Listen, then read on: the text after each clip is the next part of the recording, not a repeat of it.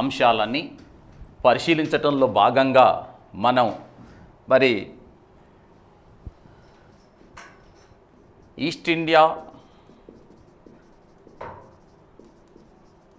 Company పాలనా కాలంలో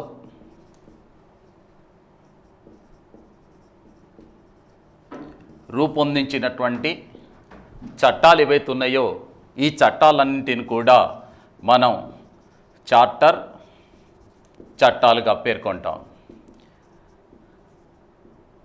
అయితే ఈ చార్టర్ చట్టాలలో ఇంతవరకు మనం గత క్లాసులో మరి రెగ్యులేటింగ్ చట్టం గురించి, అలాగే పిట్ ఇండియా చట్టం గురించి, ఆ తర్వాత 1793లో వచ్చినటువంటి చార్టర్ చట్టం గురించి చర్చించడం జరిగింది. సో మనం పదే పదే ఇక్కడ గుర్తుంచుకోవాల్సినటువంటి అంశం ఏమిటంటే, బ్రిటిష్ ప్రభుత్వ పాలనా కాలంలో రూపొందించినటువంటి చట్టాలలో ఏ అంశాలైతే మన రాజ్యాంగ రచనకు తోడ్పడినవో, వేటినైతే మనం ఉపయోగించుకున్నామో, వేటినైతే భారత రాజ్యాంగంలో పొందుపరిచామో వాటిని మాత్రమే మనం ఇంపార్టెంట్గా తీసుకోవాల్సినటువంటి అవసరం ఉంటుంది. ఇది ప్రతి విద్యార్థి కూడా గమనంలో ఉంచుకోవాలి. చట్టాలు అనగానే ఈ చట్టాలన్నింటిపైన మనం ఏదో చదవాలి, ఏదో అంశాలు ఉన్నవి అని మీరెవరు కంగారు పడాల్సినటువంటి అవసరం లేదు. ఉదాహరణకి ఈ చార్టర్ చట్టాలలో 1813 చార్టర్ చట్టం ఉంది.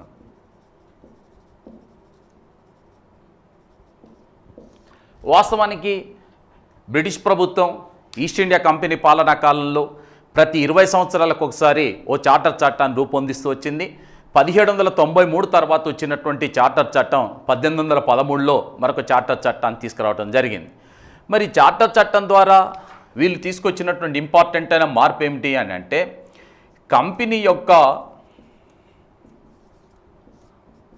వ్యాపార వాణిజ్య హక్కులు ఏవైతే ఉన్నాయో ఈ హక్కులని మరొక 20 సంవత్సరాల వరకు పొడిగించటం జరిగింది.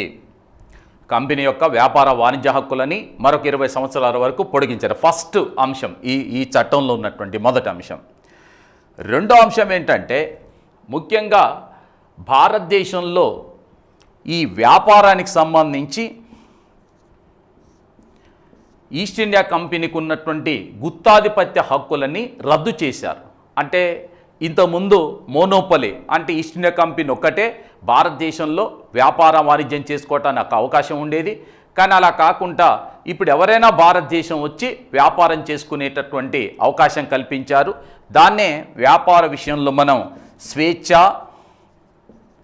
వాణిజ్యంగా పేర్కొంటున్నాం. స్వేచ్ఛ వాణిజ్యం.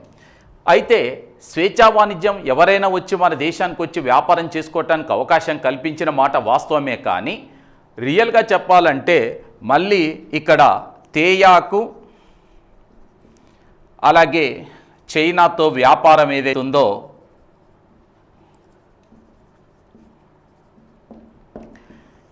ఈ అంశాలపైన మాత్రం కంపెనీకే గుత్తాధిపత్య హక్కులుంటాయి. మిగతా విషయాల్లో అంటే మిగతా వ్యాపారానికి సంబంధించినటువంటి వాణిజ్యానికి సంబంధించిన అంశాలు ఏవైతే ఉన్నాయో వాటిలో ఎవరైనా వచ్చి వ్యాపారం చేసుకునేటటువంటి స్వేచ్ఛను కల్పించడం జరిగింది. మరొక అంశం ఏంటంటే, భారతదేశంలో ఈ ఆంగ్ల విద్య వ్యాప్తి కోసం ప్రతి సంవత్సరం 1,00,000 రూపాయలని బ్రిటిష్ ప్రభుత్వం విద్యాభివృద్ధి కోసం కేటాయించడం జరుగుతుంది. ఇది మూడో అంశం. ఇక నాలుగో అంశం ఏంటంటే, ఎస్పెషల్లీ ఇక్కడ కంపెనీ మిషనరీలు ఎవరైతే ఉన్నారో మిషనరీలు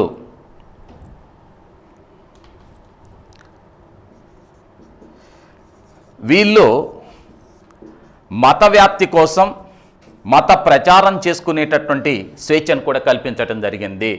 భారతదేశంలో క్రైస్తవ మిషనరీలు తమ మత వ్యాప్తిని చేసుకోవటానికి అవసరమైనటువంటి స్వేచ్ఛను కూడా ఇక్కడ కల్పించడం జరిగింది. అలాగే భారతదేశంలో భూములు కొనుగోలు చేసుకోవటానికి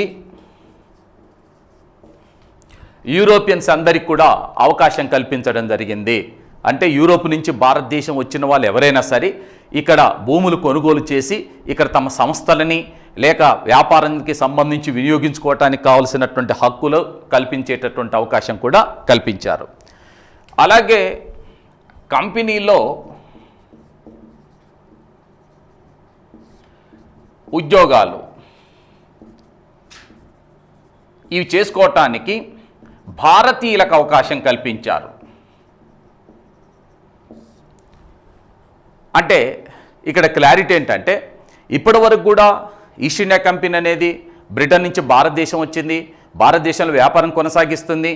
కానీ ఆ కంపెనీ మొత్తం పైన కూడా కంపెనీలో పనిచేసే వాళ్ళంతా కూడా బ్రిటన్ నుంచి వచ్చినటువంటి వాళ్ళే, ఒక్క భారతీయుని కూడా అవకాశం కల్పించలేదు. కానీ ఈ చట్టం ద్వారా వచ్చినటువంటి ఇంపార్టెంట్ అయినటువంటి మార్పు ఏమిటయ్యా అంటే కంపెనీలో ఉద్యోగాలు చేసుకునేటటువంటి అవకాశం భారతీయులకు కల్పించడం జరిగింది. అంటే భారతీయులు కూడా కంపెనీ అంటే ఈస్ట్ ఇండియా కంపెనీ వ్యాపార వాణిజ్యంలో పాలు పంచుకునేటటువంటి అవకాశాన్ని బ్రిటిష్ వారు కల్పించడం జరిగింది. అలాగే స్థానిక సంస్థల్లో పన్నులు విధించేటటువంటి అంశాన్ని కూడా చేర్చడం జరిగింది. స్థానిక స్వపరిపాలనా సంస్థలు ఏవైతే ఉన్నాయో వాటిల్లో పన్నులు విధించేటటువంటి అంశాన్ని కూడా ఈ చట్టంలో చేర్చారు. ఇక్కడ నేను ఇవన్నీ చెప్పిన తర్వాత ఒక అంశాన్ని మీ దృష్టికి తీసుకురాదలుచుకున్నాను. ఏంటంటే వాస్తవానికి మనం చదివేది భారత రాజ్యాంగ చరిత్ర, భారత రాజ్యాంగ రచనకు తోడ్పడినటువంటి అంశాలన్నింటిని కూడా పరిశీలిస్తున్నాం. ఆ క్రమంలో ఈస్ట్ ఇండియా కంపెనీ పాలనా కాలంలో ప్రవేశపెట్టిన చట్టాలను పరిశీలిస్తున్నాం. చట్టాలలో ఉన్న అన్ని అంశాలు మనం చదవాల్సిన అవసరం లేదని మీకు చెప్పాను. ఒక్క అంశం ఇక్కడ నేను చెప్పినటువంటిది ఎంత ఖచ్చితమో మీకు ఈ చట్టం చూస్తే అర్థమవుతుంది. మీరు ఒకసారి గమనించండి. ఇక్కడ రాసిన అంటే 1813 చార్టర్ చట్టాన్ని ప్రవేశపెట్టడం, ఆ చట్టం ద్వారా భారతదేశంలో బ్రిటిష్ వాడు ప్రవేశపెట్టిన అంశాలన్నింటినీ పరిశీలిస్తే ఇందులో ఒక్క విషయం కూడా భారత రాజ్యాంగ రచనకు తోడ్పడలేదు. ఒక్క అంశం కూడా దీన్ని తీసుకొని భారత రాజ్యాంగంలో చేర్చలేదు. ఒక్క అంశం కూడా భారత రాజ్యాంగంలో చేర్చలేదంటే మనం ఏమర్థం చేసుకోవాలి అంటే ఈ చట్టం భారత రాజ్యాంగ రచనకు ఏమాత్రం కూడా ఉపకరించలేదు, ఏమాత్రం కూడా ఇది ఉపయోగపడలేదు. కాబట్టి ఇలాంటి చట్టాలని మీరంత సీరియస్గా తీసుకోవాల్సినటువంటి అవసరం లేదు. ఒకవేళ అడిగితే గిడిగితే ఒకే ఒక్క అంశానికి అవకాశం ఉంది. అదేంటయ్యా అంటే ఈస్ట్ ఇండియా కంపెనీలో భారతీయులు ఉద్యోగాలు చేసుకోవటానికి అవకాశం కల్పించిన చట్టం ఏదనే అంశం మాత్రం ఇంపార్టెంట్ అయిన అంశం. ఎందుకంటే అది పాలిటీ పాయింట్ ఆఫ్ వ్యూలో చూసిన ఇంపార్టెంటే, హిస్టరీ పాయింట్ ఆఫ్ వ్యూలో చూసిన ఇంపార్టెంటే, at the same time general point of వ్యూలో చూసినా కూడా ఇంపార్టెంటే. కాబట్టి ఈ ఒక్క అంశం తప్ప మిగతావేవి కూడా భారత రాజ్యాంగ రచనకు తోడ్పడినటువంటి అంశాలు కాదు. ఇది కూడా కన్ఫ్యూజ్ చేయటం కోసం మాత్రమే ఈ అంశాన్ని వారు అడిగే అవకాశం ఉంది. ఎందుకంటే కంపెనీలో ఉద్యోగాలు చేసే అవకాశం కల్పించారు. కానీ తర్వాత కాలంలో మీకు ఐడియా ఉండాల్సింది ఏంటంటే భారతదేశంలో సివిల్ సర్వీసెస్, అఖిల భారత సర్వీసులు, ఐసిఎస్ అనేటటువంటి పేరుతో పిలిచేవాళ్ళు. అప్పుడు ఐసిఎస్ ఇండియన్ సివిల్ సర్వీసెస్ అనే పేరుతో పిలిచేవారు. కాబట్టి ఆ ఇండియన్ సివిల్ సర్వీసెస్లో అవకాశం కల్పించిన చట్టం వేరే ఉంది. కాబట్టి అది కన్ఫ్యూజ్ చేయడానికి మాత్రమే ఈ యొక్క అంశాన్ని అడిగే అవకాశం ఉంటుంది. కాబట్టి మీకు ఇక్కడ ఒక క్లారిటీ ఉండాల్సింది ఏంటంటే ఈ చట్టం అంత ప్రాధాన్యత కలిగినటువంటి చట్టం కాదు. కాబట్టి మీరు అంత దీన్ని సీరియస్గా తీసుకోవాల్సినటువంటి అవసరం కూడా లేదు. నెక్స్ట్ 1833 చార్టర్ చట్టం. ఇంతకుముందు 1813 చార్టర్ చట్టాన్ని గురించి చర్చించేటప్పుడు మనం ఒక విషయం చెప్పుకున్నాం. కంపెనీకి సంబంధించి ఈస్ట్ ఇండియా కంపెనీ అంటే వ్యాపారం కోసం, భారతదేశంలో వ్యాపారం కోసం ఏర్పాటు చేసిన ఈస్ట్ ఇండియా కంపెనీ మన దేశంలో వ్యాపారం చేసుకోవటానికి కల్పించినటువంటి ఒప్పంద చట్టమే చార్టర్ చట్టం. ఇది ఎలిజబెత్ రాణి ద్వారా వచ్చిందని మనం గత క్లాసులో చెప్పుకున్నాం. 1600 సంవత్సరాల కంపెనీ ఏర్పాటు చేసినప్పుడు. అయితే ఆ కంపెనీ మన దేశంలో వ్యాపార వాణిజ్యాన్ని కొనసాగించేటప్పుడు అంటే ముందుకు తీసుకెళ్లేటప్పుడు ప్రతి 20 సంవత్సరాలకు ఒకసారి బ్రిటిష్ ప్రభుత్వం కంపెనీకి కల్పించినటువంటి హక్కులను పొడిగిస్తూ వెళ్ళింది. ఆ హక్కులని పొడిగిస్తూ వెళ్ళింది అంటే రెన్యువల్ చేస్తూ వెళ్ళిందంట, పునరుద్ధరిస్తూ వెళ్ళింది. దాంట్లో ఒక భాగమే ఈ 1833 చార్టర్ చట్టం. ఈ చార్టర్ చట్టం ద్వారా కూడా కంపెనీ యొక్క హక్కులు ఏవైతున్నాయో, ఈస్ట్ ఇండియా కంపెనీ యొక్క హక్కులు ఏవైతున్నాయో వీటిని మరొక 20 సంవత్సరాల పాటు పొడిగించటం జరిగింది. మరొక 20 సంవత్సరాలు పొడిగింపు చేశారు. సరే, ఇది జనరల్గా వచ్చేటటువంటి అంశమే. గత చట్టాలలో కూడా మనం పరిశీలించినాం. 1773లో రెగ్యులేటింగ్ చట్టం వచ్చింది, 1793లో చార్టర్ చట్టం వచ్చింది, తర్వాత 1813లో చార్టర్ చట్టం వచ్చింది, ఇప్పుడు 1833లో కూడా చార్టర్ చట్టం వచ్చింది. అంటే ప్రతి 20 సంవత్సరాలకు ఒకసారి చార్టర్ చట్టాలను చేస్తూ హక్కులను పొడిగిస్తూ వచ్చారు. ఇక్కడ ఇంతకుముందు మనం ఫస్ట్ క్లాసులో భారత రాజ్యాంగ చరిత్ర గురించి పరిశీలించేటప్పుడు మనం రెగ్యులేటింగ్ చట్టంలో ఒక అంశం చెప్పాను. ఇది మీకు ఇక క్లారిటీ ఇవ్వబోతున్నాను. ఏంటంటే బెంగాల్ గవర్నర్ జనరల్ ఎవరైతే ఉన్నారో ఇతన్ని భారతదేశ గవర్నర్ జనరల్గా మార్చినారు.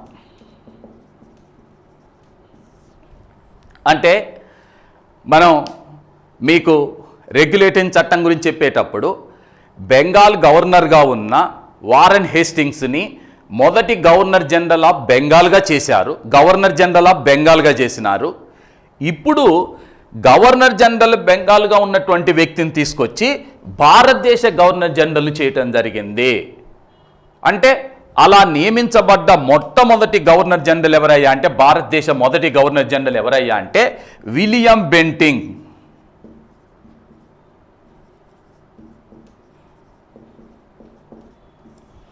William Bentinck. What is the importance of William Bentinck? భారతదేశంలో సతీ సహగమనాన్ని నిషేధించినటువంటి గొప్ప గవర్నర్ జనరల్, సంస్కర్తగా పేరు పొందినటువంటి వ్యక్తి విలియం బెంటింగ్ మన దేశానికి మొదటి భారతదేశ గవర్నర్ జనరల్గా చేయటం జరిగింది. ఆ తర్వాత ముఖ్యంగా ఇక్కడ లా కమిషన్ ఏర్పాటు చేశారు. లా కమిషన్ ఏర్పాటు చేసి దీనికి మొదటి చైర్మన్గా నియమింపబడ్డటువంటి వ్యక్తి లార్డ్ మెకాలే. మొదటి చైర్మన్గా నియమింపబడినటువంటి వ్యక్తి లార్డ్ మెకాలే. ఒక విషయం దృష్టిలో పెట్టుకోండి, ఇక్కడ లా కమిషన్ అని రాశాం. ఇక్కడ మీకు ఐడియా ఉండాల్సింది ఏంటంటే, ఏ దేశంలోనైనా సరే చట్టాలని పదే క్రోడీకరిస్తారు. క్రోడీకరించటం అంటే ఆ చట్టాలన్నింటిని కూడా దేశ కాలమాన పరిస్థితులకు అనుగుణంగా సమాజంలో వచ్చేటటువంటి మార్పులను దృష్టిలో పెట్టుకొని ప్రజలకు ఉపయోగపడే విధంగా చట్టాలను పదే వాటిని సంస్కరిస్తారు. ప్రతి చట్టాన్ని కూడా సంస్కరిస్తారు. ఇక్కడ కూడా మన దేశ చట్టాలని సంస్కరించటం కోసం లా కమిషన్ ఏర్పాటు చేశారు. అయితే ఈ లా కమిషన్ ప్రత్యేకత ఏమిటంటే, భారతదేశానికి స్వాతంత్రం వచ్చిన తర్వాత కూడా, మన దేశం స్వాతంత్రం సంపాదించిన తర్వాత కూడా భారతదేశంలో ఆల్మోస్ట్ 20 వరకు లా కమిషన్లను ఏర్పాటు చేసుకున్నాం. అనేక లా కమిషన్లు వచ్చాయి. మీకు ఒక అంశం చెప్తాను. లా కమిషన్ చట్టాలను ఎలా క్రోడీకరిస్తారని చెప్పడానికి ఒక చిన్న ఉదాహరణ చెప్తాను. భారతదేశానికి స్వాతంత్రం 40లో వచ్చిన తర్వాత 50లో రాజ్యాంగం అమల్లోకి వచ్చింది. తర్వాత 52లో మొదటిసారిగా భారతదేశంలో ఎన్నికలు జరిగినాయి. 47లో స్వాతంత్రం వచ్చింది. 1950లో భారత రాజ్యాంగం అమల్లోకి వచ్చింది. 52లో మొదటిసారిగా ఎన్నికలు జరిగినాయి. 1952 నుంచి 1996 వరకు కూడా, అంటే 44 సంవత్సరాల పాటు కూడా భారతదేశంలో ఒక వ్యక్తి ఎమ్మెల్యేగా పోటీ చేయాలంటే చెల్లించాల్సిన డిపాజిట్ ఎంత అంటే, జనరల్ అభ్యర్థి అయితే 250 రూపాయలు. 250 రూపాయలు జనరల్ అభ్యర్థి ఎమ్మెల్యేగా పోటీ చేయాలంటే. అదే ఎస్సీ ఎస్టీ అభ్యర్థి అయితే 125 రూపాయలు చెల్లించాలి డిపాజిట్. 96 వరకు కూడా. మరి ఎంపీగా పోటీ చేసే జనరల్ అభ్యర్థి అయితే 500 రూపాయలు మాత్రమే చెల్లించాలి. ఇవాళ వార్డు మెంబరు కూడా 1000 రూపాయలు ఉంది డిపాజిట్ ఈ రోజున. కానీ 96 వరకు ఎంపీగా పోటీ చేసే అభ్యర్థి చెల్లించాల్సిన డిపాజిట్ 500, ఎస్సీ ఎస్టీ అభ్యర్థి అయితే 250 రూపాయలు మాత్రమే చెల్లించాలి. మరి దీనివల్ల ఏం జరిగింది అంటే, అప్పుడు సమైక్య ఆంధ్రప్రదేశ్, ఇప్పుడు తెలంగాణలో ఉన్నటువంటి నల్లగొండ నుంచి 403 మంది అభ్యర్థులు పోటీ చేసినారు. ఇది ఇంతమంది పోటీ చేశారు. ఇది హైయెస్ట్ అనుకున్నాం. కానీ తర్వాత కాలంలో మరి కర్ణాటకలోని బెల్గాం నుంచి 1008 మంది అభ్యర్థులు పోటీ చేశారు.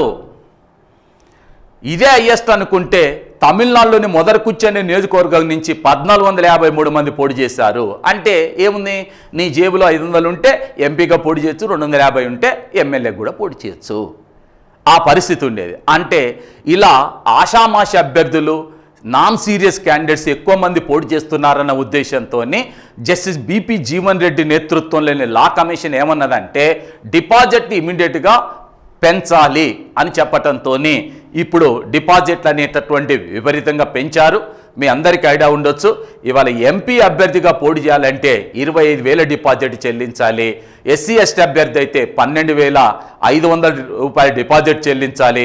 ఎమ్మెల్యే అయితే 10,000 డిపాజిట్, ఎస్సీ ఎస్టీ అభ్యర్థి అయితే 5,000 డిపాజిట్. అంటే మీరు ఆలోచించాల్సింది ఏంది, ఎక్కడి 125 రూపాయలు, ఎక్కడి 5,000 రూపాయలు. అంటే ఇవి ఎందుకు చెప్తున్నానంటే మారుతున్న కాలానికి అనుగుణంగా చట్టాలను కూడా మార్చాలని సూచించే కమిషనే లా కమిషను.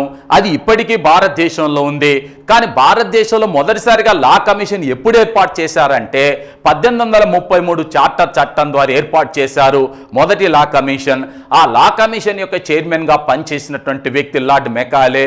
వీరి నేతృత్వంలోనే మన దేశంలో అనేక రకాలైనటువంటి చట్టాలని, అంటే సివిల్ లా కావచ్చు, క్రిమినల్ లా కావచ్చు, లేక క్రిమినల్ ప్రొసీజర్ కోడ్ కావచ్చు, పౌర స్మృతికి సంబంధించిన అనేక చట్టాలని క్రోడీకరించడం జరిగింది. లా కమిషన్ యొక్క ప్రాధాన్యత అంటే ఇవాళ మనం అనుసరించే లా కమిషన్ ఏర్పాటు చేసుకునే చట్టాలను క్రోడీకరించే అంశాన్ని, ఆలోచనని, భావనని మనం బ్రిటిష్ వారి నుంచే తీసుకోవడం జరిగింది. కాబట్టి this is the most important point. Next ఇంకొక కీలకమైనటువంటి అంశం ఏంటంటే యాక్చువల్గా ఐసిఎస్ ఎగ్జామ్స్ ఏవైతే ఉన్నాయో ఇవి రాసుకునేటటువంటి అవకాశం భారతీయులకు కూడా కల్పించాలని చెప్పి ఈ చట్టం ప్రయత్నం చేసింది. అలాగే భారతదేశంలో బానిసత్వాన్ని రద్దు చేయాలనే అంశాన్ని కూడా ఈ చట్టంలో ప్రస్తావించినారు, పేర్కొన్నారు. కానీ దురదృష్టవశాత్తు లార్డ్ ఎలిన్ బరో అనేటటువంటి వాడు వ్యతిరేకించటంతో మరి బానిసత్వాన్ని రద్దు చేసేటటువంటి అవకాశం లేకుండా పోయింది. రద్దు చెయ్యలేదు, చట్టంలో పేర్కొన్నారు కానీ ఆచరణలో అమలు చేయలేదు. అలాగే కోర్ట్ ఆఫ్ డైరెక్టర్స్ ఎవరైతే ఉన్నారో వారు వ్యతిరేకించడంతో ఐసిఎస్లో భారతీయులకు అవకాశం కల్పించలేదు. అంటే ఇప్పుడు ఇక్కడ మీరు క్లారిటీగా దృష్టిలో పెట్టుకోవాల్సిన ఇంపార్టెంట్ అయిన పాయింట్స్ ఏమిటి అంటే 1833 చార్టర్ చట్టం భారతదేశంలో లా కమిషన్ ఏర్పాటు చేసింది. మొదటి law commission chairman lord Macaulay. Most important అంశం, అంటే ఈ చట్టం ద్వారా మనం గ్రహించాల్సినటువంటి అంశం. తర్వాత ఓ కన్ఫ్యూజన్ తీసుకొచ్చేటటువంటి అంశం ఏంటంటే భారతదేశ మొదటి గవర్నర్ జనరల్ ఎవరన్నప్పుడు అనేక మంది వారెన్ హేస్టింగ్స్ అని పేర్కొంటారు. అది వాస్తవం కాదు. వారెన్ హేస్టింగ్స్ అనేటటువంటి వ్యక్తి కేవలం బెంగాల్ గవర్నర్ జనరల్ మాత్రమే. బెంగాల్ గవర్నర్ జనరల్ని భారతదేశ గవర్నర్ జనరల్గా మార్చిన చట్టం 1833. అప్పుడు మొదటి గవర్నర్ జనరల్ అయినటువంటి వ్యక్తి విలియం బెంటింగ్. ఇవి ఇక్కడ మీరు దృష్టి అందించుకోవాల్సినటువంటి కీలకమైనటువంటి అంశాలు. ఆ తర్వాత చార్టర్ చట్టాలలో మరొక ముఖ్యమైనటువంటి చట్టం ఏంటయ్యా అంటే 1853 చార్టర్ చట్టం. This is the last charter act. ఇది చివరి చార్టర్ చట్టము. చివరి చార్టర్ చట్టం. మళ్ళీ మీరు ఎప్పుడు ఒక అంశాన్ని ఎప్పుడు మర్చిపోకుండా గుర్తుంచుకోవాల్సిన అంశం ఉంది. భారతదేశాన్ని బ్రిటిష్ వాడు సుమారు 200 సంవత్సరాలు పరిపాలించాడు. అందులో ఆ పరిపాలన మొత్తాన్ని 2 దశలుగా వర్గీకరిస్తాం. ఒకటి వ్యాపారం కోసం వచ్చిన ఈస్ట్ ఇండియా కంపెనీ పాలనా కాలం, మొదటి దశ. రెండవది బ్రిటిష్ ప్రభుత్వమే పరిపాలించిన కాలం ఉంది, 2 దశలు. ఈస్ట్ ఇండియా కంపెనీ పాలనని ఎందుకంటున్నాము అంటే ఈస్ట్ ఇండియా కంపెనీ పాలనా కాలంలో రూపొందించిన చట్టాలన్నింటినీ చార్టర్ చట్టాలుగా పేర్కొంటాం. ఆ చార్టర్ చట్టాలలో చివరి చట్టం ఏంటిదయ్యా అంటే 1853 చార్టర్ చట్టం. ఈ చట్టం భారత రాజ్యాంగ చరిత్రకు ఉపయోగపడినటువంటి ఒక ముఖ్యమైనటువంటి చట్టంగా మనం దృష్టి అందించుకోవాలి. మీకు ఇంతకుముందు 1813 చార్టర్ చట్టం అంత ప్రాధాన్యత కలిగిన చట్టం కాదని నేనే చెప్పాను. బట్ ఈ చార్టర్ చట్టం మాత్రం చాలా ప్రాముఖ్యం కలిగినటువంటి చట్టంగా పేర్కొంటున్నాం. ఎందుకని అంటే ఇందులో నుంచి ఏవో కొన్ని అంశాలను తీసుకొని భారత రాజ్యాంగంలో చేర్చినాం కాబట్టే ఈ చట్టం మనకి ఇంపార్టెంటు. ఏ చట్టమైనా మనకి ఎందుకు ఇంపార్టెంటు అంటే మన రాజ్యాంగాన్ని రూపొందించడానికి ఏది తోడ్పడితే అదే మనకి ఇంపార్టెంట్. కాబట్టి తద్వారా దీన్ని మనం ఎందుకు అంటే ఏ అంశాలను ఇది ప్రవేశపెట్టింది, అవి మనకు ఎలా తోడ్పడినవి ఇక్కడ ఒకసారి చూడండి. ఈ చట్టం ముఖ్యంగా కంపెనీ యొక్క హక్కులు ఏవైతున్నాయో ఈ కంపెనీ హక్కులని 20 సంవత్సరాల పాటు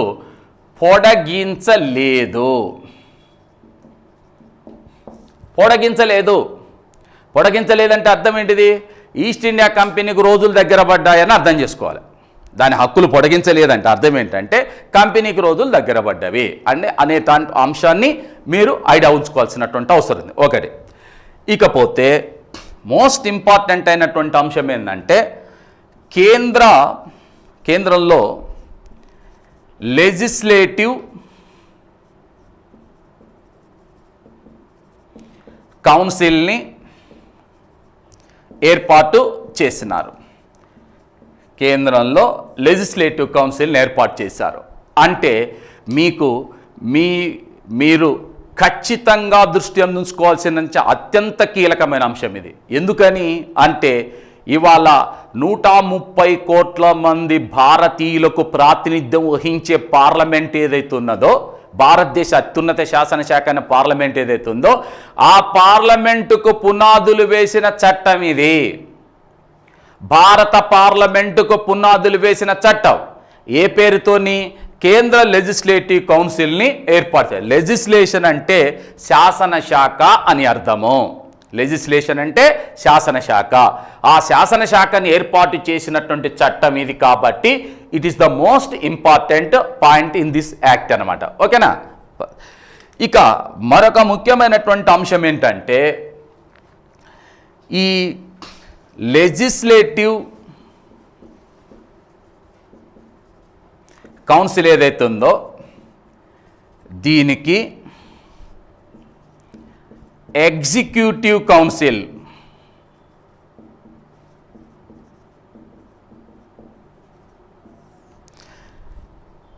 ఈ ఎగ్జిక్యూటివ్ కౌన్సిల్ లెజిస్లేటివ్ కౌన్సిల్కు సమిష్టి బాధ్యత వహించాలి. అంటే లెజిస్లేటివ్ కౌన్సిల్ అంటేనేమో శాసనశాఖ, ఎగ్జిక్యూటివ్ కౌన్సిల్ అంటేనేమో కార్యనిర్వాహక శాఖ. సో ఎవరికి బాధ్యత వహించాలి?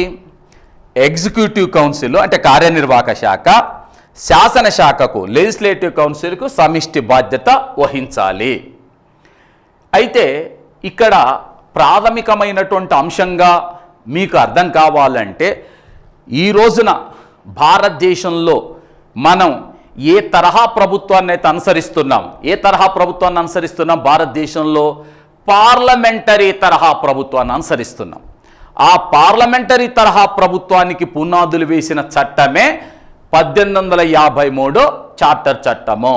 పార్లమెంటరీ తరహా ప్రభుత్వానికి పునాదులు వేసిన చట్టం. ఎందుకని దీన్ని పార్లమెంటరీ తరహా ప్రభుత్వానికి పునాదులు వేశారు, బీజాలు వేశారని చెప్తున్నాము అంటే ఇప్పటికిప్పుడు పరిశీలిస్తే మన రాజ్యాంగంలో 75వ అధికరణం ఉంది. దీంట్లో 3వ క్లాజ్ ఉంది. ఏమని రాసినారు అంటే ది సెంట్రల్ క్యాబినెట్ మీన్స్ కేంద్ర మంత్రి మండలి always collectively responsible to the lower house of the parliament. అంటే ఏంటిది? కేంద్ర మంత్రి మండలి పార్లమెంటులోని దిగువ సభ అయిన లోక్సభకు సమిష్టి బాధ్యత వహిస్తుంది అని చెప్పి ఇప్పుడున్న భారత రాజ్యాంగంలోని 75(3) అధికరణలో పేర్కొన్నాం. అంటే ఇవాళ మనం అనుసరిస్తున్నటువంటి రాజ్యాంగంలోని ఈ పాయింట్ ఏదైతే ఉందో ఇది మన దేశ పార్లమెంటరీ తరహా ప్రభుత్వ విధానాన్ని తెలియజేస్తుంది. ఆ పార్లమెంటరీ తరహా ప్రభుత్వానికి సంబంధించిన సమిష్టి బాధ్యత సూత్రము, సమిష్టి బాధ్యత అనేది పార్లమెంటరీ తరహా ప్రభుత్వానికి ఇరుసు లాంటి సూత్రము. పార్లమెంటరీ ప్రభుత్వం ఏదైతే ఉందో దీనికి ఒక ఇరుసు లాంటి సూత్రం సమిష్టి బాధ్యత. అలాంటి సమిష్టి బాధ్యతా సూత్రాన్ని భారతదేశంలో మొదటిసారిగా ప్రవేశపెట్టినటువంటి చట్టం 1853 చార్టర్ చట్టం. కాబట్టి మన దేశంలో పార్లమెంటరీ తరహా ప్రభుత్వానికి పునాదులు వేశారు. ఇంకొక కీలకమైనటువంటి అంశం ఏంటంటే, మీ అందరికీ ఐడియా ఉండాలి, ఇవాళ భారతదేశంలో అత్యున్నతమైన బాగా ప్రీసియస్ చాలా గొప్ప సర్వీసులుగా చెప్పబడేటటువంటివి IAS IPS. వీటిని అఖిల భారత సర్వీసులు అంటాం. ఈ అఖిల భారత సర్వీసులు అనేవి IAS IPS అనేవి భారతదేశానికి స్వాతంత్రం వచ్చిన తర్వాత 1947 తర్వాత IAS IPSలుగా చెప్తున్నాం. కానీ మన దేశానికి స్వాతంత్రం రావటానికంటే ముందు వీటిని ఏ పేరుతో పిలిచేవాళ్ళం? ICSగా పిలిచేవాళ్ళం. ICS, Indian civil services. ఏ పేరుతో పిలిచేవాళ్ళం మనము? ఇండియన్ సివిల్ సర్వీసెస్ అనేవాళ్ళం. ఇందులో ఈ ఎగ్జామ్ రాయటానికి లేక ఈ ఉన్నతమైనటువంటి ఉద్యోగాలు చేయటానికి కేవలం యూరోపియన్స్ అంటే బ్రిటిష్ వాళ్ళు మాత్రమే అర్హులు. కానీ 1853 చార్టర్ చట్టం ద్వారా ఈ ICSలో భారతీయులు కూడా రాసుకోవటానికి అవకాశం కల్పించారు. అంటే ఉన్నత ఉద్యోగాలు చేపట్టడానికి భారతీయులకు కూడా అవకాశం కల్పించడం జరిగింది ఈ చట్టము 1853 చార్టర్ చట్టం. అలాగే బానిసత్వం ఏదైతుందో దీన్ని ఈ చట్టం ద్వారా పూర్తిగా రద్దు చేయటం జరిగింది. బానిసత్వాన్ని రద్దు చేశారు. అంటే 1853 చార్టర్ చట్టం యొక్క ప్రత్యేకత ఏమిటి అంటే మీకు ఐడియా ఉండాల్సింది, ఇది చివరి చార్టర్ చట్టము. నెంబర్ 1, ఇది చివరి చార్టర్ చట్టం. నెంబర్ 2, ఈస్ట్ ఇండియా కంపెనీ పరిపాలన వారి వ్యాపార వాణిజ్య హక్కులు ఏవైతున్నాయో ఆ వ్యాపార వాణిజ్య హక్కులని ఈ చట్టం రెన్యువల్ చేయలేదు, అంటే పొడిగించలేదు. అలాగే మన దేశ పార్లమెంటుకు మొట్టమొదటిసారిగా పునాదులు వేశారు. అంటే కేంద్రంలో లెజిస్లేటివ్ కౌన్సిల్ని ఏర్పాటు చేశారు, అంటే శాసనశాఖని ఏర్పాటు చేయటం జరిగింది. అలాగే ఎగ్జిక్యూటివ్ కౌన్సిల్ అనగా కార్యనిర్వాహక మండలి లెజిస్లేటివ్ కౌన్సిల్కు శాసనశాఖకు సమిష్టి బాధ్యతని వహించే అంశాన్ని ప్రవేశపెట్టారు. ఇలా ప్రవేశపెట్టినటువంటి అంశం మన దేశంలో పార్లమెంటరీ తరహా ప్రభుత్వం ఏర్పాటుకు పునాదులు వేసింది. అలాగే ICS ఎగ్జామ్స్ రాసుకోవటానికి భారతీయులకు అవకాశం కల్పించినటువంటి చట్టం అంటే కూడా 1853 చార్టర్ చట్టమే. అలాగే బానిసత్వాన్ని కూడా రద్దు చేయటం జరిగింది. అంటే ఈ చట్టంలో ఉన్నటువంటి కీలకమైనటువంటి అంశాలన్నింటిని కూడా మీరు దృష్టి అందించుకోవాలి.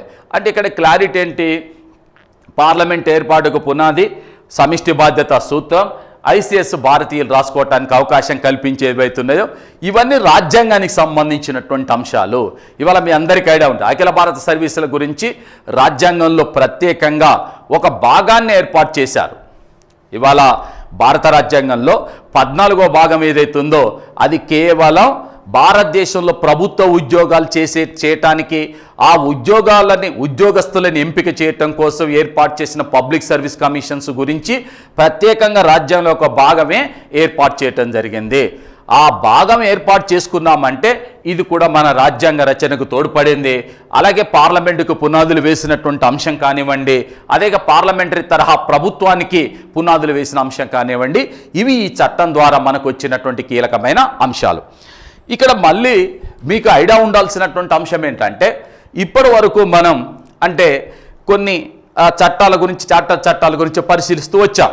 దాంట్లో ముఖ్యంగా 1773 రెగ్యులేటింగ్ చట్టం కానివ్వండి, 1784 పిట్ ఇండియా చట్టం కానివ్వండి, 1793 చార్టర్ చట్టం కానివ్వండి, 1813 చార్టర్ చట్టం కానివ్వండి, 1833 చార్టర్ చట్టం కానివ్వండి, ఇప్పుడు చెప్పిన 1853 చార్టర్ చట్టం, ఇవన్నీ ఈస్ట్ ఇండియా కంపెనీ పాలనా కాలంలో ప్రవేశపెట్టబడిన చట్టాలు. ఇది చివరి చట్టం, ఓకేనా? అయితే ఈ చట్టాలన్నీ ప్రవేశపెట్టి అమలు పరిచేటటువంటి క్రమంలో మరి ఈస్ట్ ఇండియా కంపెనీ భారతదేశంలో ఒక దుర్మార్గమైనటువంటి పరిపాలనను ప్రవేశపెట్టడం, భారతదేశాన్ని ఆక్రమించుకోవటానికి అనేక అక్రమ పద్ధతుల్ని అనుసరించటం కావచ్చు, లేక భారతీయులపైన దమనకాండ నిర్వహించటం కావచ్చు, భారతీయుల సంపద మొత్తం దోచుకొని పోవటం కావచ్చు, ఈ అనేక కారణాల చేత భారతీయుల్లో ఒక అసంతృప్తి అనేది చాలా తీవ్రంగా రావటం జరిగింది. చాలా తీవ్రమైనటువంటి అసంతృప్తి రావటం జరిగింది. ఈ అసంతృప్తి తీవ్రత అంటే పెరగటంతో వచ్చినటువంటి మార్పు ఏమిటంటే 1857లో జరిగినటువంటి సిపాయిల తిరుగుబాటు.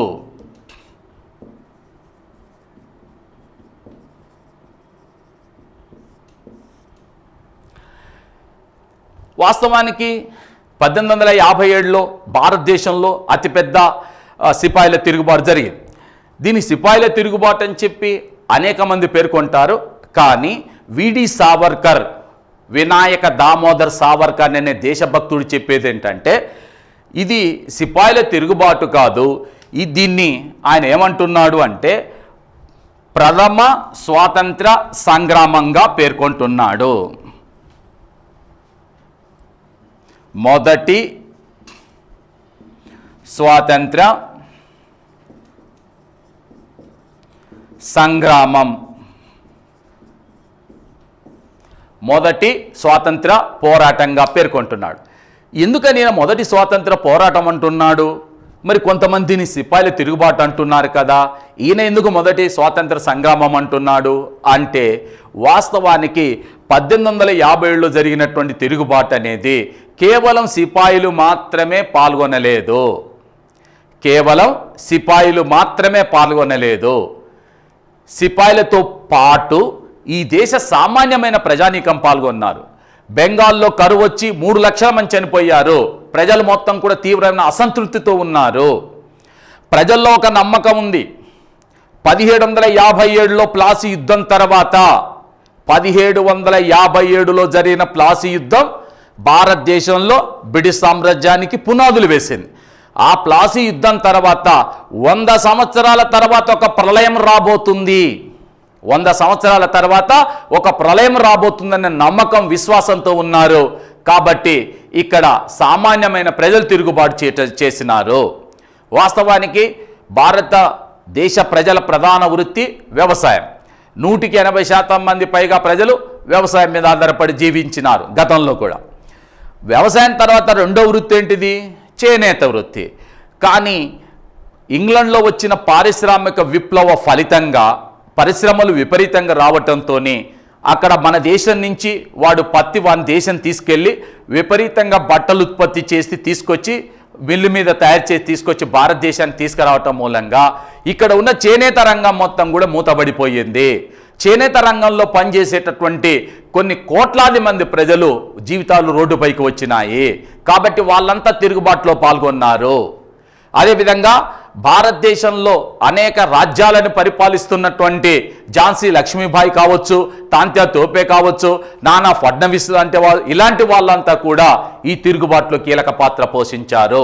కేవలం సిపాయిలు మాత్రమే కాదు, రైతులు, చేనేత కార్మికులు, సామాన్యమైన ప్రజానీకం, ధరలు విపరీతంగా పెరగడంతో సామాన్యమైన ప్రజానీకం, సిపాయిలు, పాలకులు అందరూ కలిసి ఒక ఉవ్వెత్తున ఉప్పెనల ఉప్పొంగి ఒక మహా సంగ్రామాన్ని తీసుకొచ్చారు. కాబట్టి దాన్ని ప్రథమ స్వాతంత్ర సంగ్రామం, మొదటి స్వాతంత్ర సంగ్రామంగా విడి సావర్కర్ వర్ణించడం జరిగింది. ఇది అంటే ఆల్మోస్ట్ ఆల్ భారతదేశంలో మరి బ్రిటిష్ సామ్రాజ్యానికి అంటే ఈస్ట్ ఇండియా కంపెనీ యొక్క పరిపాలనకు స్వస్తి పలికి బ్రిటిష్ వారిని భారతదేశం నుంచి వెళ్ళగొట్టగలిగేటటువంటి స్థితిలో భారతీయులు తిరుగుబాటు చేశారు. కానీ దురదృష్టవశాత్తు ఈ తిరుగుబాటు అనేటటువంటిది అణిచివేయబడ్డది, ఫెయిల్ అయిందని చెప్పి చెప్పవచ్చును. ఎందుకు ఫెయిల్ అయింది అంటే దీనికి రకరకాల కారణాలు ఉన్నాయి. కారణాలు ఏమిటంటే భారతదేశంలో బ్రిటిష్ ప్రభుత్వం యొక్క పరిపాలన పట్ల అసంతృప్తి చెంది వాళ్ళ యొక్క దమన నీతి, అణచివేత, హింస వీటన్నిటికీ బాధలు పడ్డ భారతీయులందరూ కూడా వాళ్ళందరూ ఉవ్వెత్తున తిరుగుబాటు చేశారు. కానీ వీళ్ళందరినీ కూడా నడిపించగలిగిన ఏకైక నాయకత్వం లేదు. ఎక్కడికక్కడ తిరుగుబాటు చేశారు, కానీ అందరినీ ఒకే వేదికపైకి తీసుకొచ్చి అందరినీ సమిష్టిగా నడిపేటటువంటి నాయకుడు లేకపోవటం ప్రధానమైన లోపం. అంటే ఇది ఫెయిల్ కావటానికి ఒక లోపం. మరొక లోపం ఏంటయ్యా అంటే సరైన ప్రణాళిక లేదు. తిరుగుబాటు ఎక్కడ స్టార్ట్ చేయాలి, ఎక్కడ ఎండ్ చేయాలి, ఏ విధంగా మనం ఎత్తుగడలు వేయాలి అనేటటువంటి ప్రణాళిక లేదు. ఇది రెండో అంశం. మూడో అంశం ఏంటంటే ఒకవేళ తిరుగుబాటు సక్సెస్ అయితే మనం ఏం చెయ్యాలి, ఏం చేయాలనే ఆలోచన లేదు. కాబట్టే ఎక్కడో వృద్ధాప్యంలో ఉన్నటువంటి రెండో బహదూర్ తీసుకొచ్చి ఢిల్లీ సింహాసనం మీద కూర్చోబెట్టారు. అంటే మళ్ళీ వెనకకి వెళ్ళిపోయినారు. అదేవిధంగా బ్రిటిష్ వాడి యొక్క ఆయుధ సంపద ముందు మన వాళ్ళు నిలవలేకపోయినారు. వీళ్ళు తిరుగుబాటు చేసినప్పుడు సిపాయిల దగ్గర ఉన్న ఆయుధాలు మాత్రమే వినియోగించి అవి కంప్లీట్ అయిపోయేంత వరకు వినియోగించుకొని ఆ తర్వాత కాలంలో వాళ్ళు ఏం చేయలేకపోయినారు. కాబట్టే మరి ఆ యొక్క తిరుగుబాటు అనేటటువంటిది ఫెయిల్ అయింది. కానీ తిరుగుబాటు ఫెయిల్ అయింది, కానీ తిరుగుబాటు యొక్క ఫలితాలు మాత్రం చాలా గొప్పగా ఉన్నాయని చెప్పవచ్చును. దాంట్లో మొట్టమొదటి అంశం ఏంటంటే, ఇంతకాలం భారతదేశాన్ని పరిపాలించిన భారతదేశాన్ని శాసించినటువంటి ఈస్ట్ ఇండియా కంపెనీ ఏదైతే ఉందో దీని యొక్క పరిపాలనకు స్వస్తి పలకటం జరిగింది. అంటే ఈ తిరుగుబాటు అనేటటువంటిది భారతదేశంలో తీసుకొచ్చినటువంటి అత్యంత ఇంపార్టెంట్ అయిన మార్పు ఏమిటయ్యా అంటే, చాలా చాలా ఇంపార్టెంట్ అయినటువంటి మార్పు ఏమిటయ్యా అంటే, ఇప్పటి వరకు కూడా వ్యాపారం కోసం భారతదేశం వచ్చిన ఈస్ట్ ఇండియా కంపెనీ 1750 ప్లాసీ యుద్ధం తర్వాత భారతదేశం పైన ఆధిపత్యం వహించి మన దేశాన్ని ఆక్రమించుకొని పరిపాలిస్తున్నటువంటి ఈస్ట్ ఇండియా కంపెనీ యొక్క పరిపాలనని స్వస్తి చెప్పారు. చెప్పి మరి ఏం జరిగింది అంటే, ఇప్పటి వరకు పరిపాలించే ఈస్ట్ ఇండియా కంపెనీ పక్కకు పెట్టేసి బ్రిటిష్ ప్రభుత్వమే భారతదేశం యొక్క పరిపాలనా పగ్గాలని చేపట్టడం జరిగింది. బ్రిటిష్ ప్రభుత్వమే మన దేశ పరిపాలనా పగ్గాలని ప్రత్యక్షంగా చేపట్టడం జరిగింది. వాళ్ళే ఈ దేశం యొక్క పరిపాలనని తమ పరిధిలోకి తీసుకొని రావటం జరిగింది. ఇవి మనకు కంపెనీ ఏర్పాటు, కంపెనీ భారతదేశం రావటం, వచ్చిన తర్వాత వాళ్ళు తీసుకొచ్చిన మార్పులు, వాళ్ళ కాలంలో వచ్చినటువంటి చట్టాలు, తద్వారా వచ్చినటువంటి మార్పులు ఏవైతున్నాయో వీటిని మనం ఖచ్చితంగా గుర్తుపెట్టుకోవాలి. అయితే మళ్ళీ చెప్పేది ఏమిటంటే, ఇక్కడ ఇప్పటి వరకు మనం చెప్పుకున్నటువంటి అంశాలలో కొన్ని కీలకమైన విషయాలు దృష్టిలో పెట్టుకోండి. కలెక్టర్ వ్యవస్థను ప్రవేశపెట్టాడు, సుప్రీంకోర్టును ఏర్పాటు చేశారు, గవర్నర్ వ్యవస్థను ఏర్పాటు చేశారు. భారతదేశంలో మొదటిసారిగా లెజిస్లేటివ్ కౌన్సిల్ అంటే ముఖ్యంగా పార్లమెంట్ శాసనశాఖ పునాదులు వేశారు, పార్లమెంట్ తరహా ప్రభుత్వానికి పునాదులు వేశారు, అఖిల భారత సర్వీసు లాంటి అంశాలని ప్రవేశపెట్టడం జరిగింది. అలాగే మరి రాష్ట్రపతికి ఉన్నటువంటి వీటో అధికారం ఏదైతే ఉందో ఆ వీటో అధికారాన్ని కూడా 1793 చార్టర్ చట్టం ద్వారా గవర్నర్ జనరల్ కల్పించిన అంశాలు ఏవైతే ఉన్నాయో వీటన్నింటిని కూడా మనం అంటే ఖచ్చితంగా దృష్టి ఉంచుకోవాల్సినటువంటి కీలకమైన అంశాలు. ఓకే.